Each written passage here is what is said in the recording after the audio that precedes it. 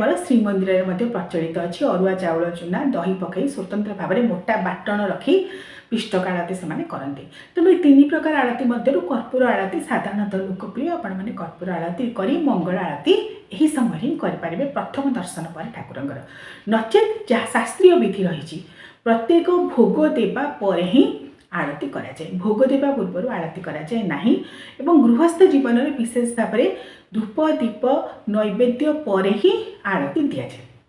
तेणु प्रथम प्रभु को डाकिबा पर स्नान निमित्त जो जल को आपण मैंने प्रस्तुत करेंगे प्रभुंर मार्जना और स्नान करेंगे।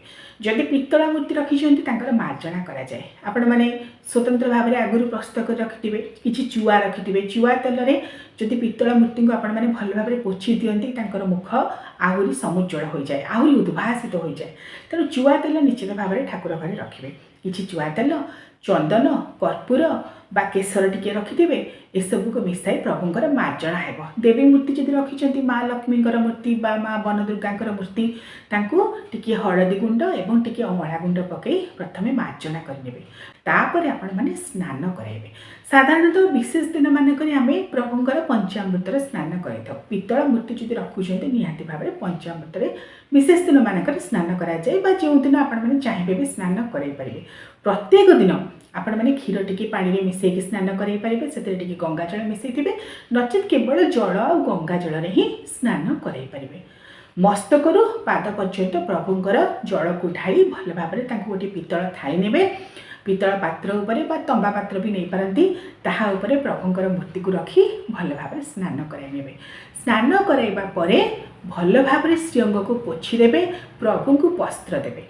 आपण मैंने चाहिए 7 बार 7 प्रकार वस्त्र प्रभु को दे पारती आपणकर सामर्थ्य उपर निर्भर करे आपण रुचि उपर निर्भर करे कारण समस्त सुविधा न थाए मात्र चेष्टा करेंगे सदासर्वदा प्रभु को सफा वस्त्र पिंधेवाई।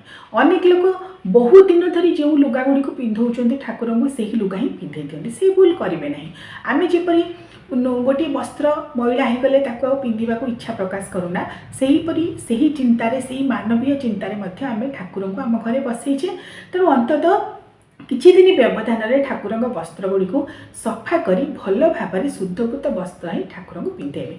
जितेबाला पिंधेबे टी गंगा जल छिंची देते प्रत्येक उपचार समय प्रत्येक पूजा समय टी गंगा जल प्रत्येक वस्तुरे एवं प्रत्येक द्रव्य आपण मैंने छिंचे ताद्वारा से कौन दोष लगी न था शुद्धकृत हो रही है।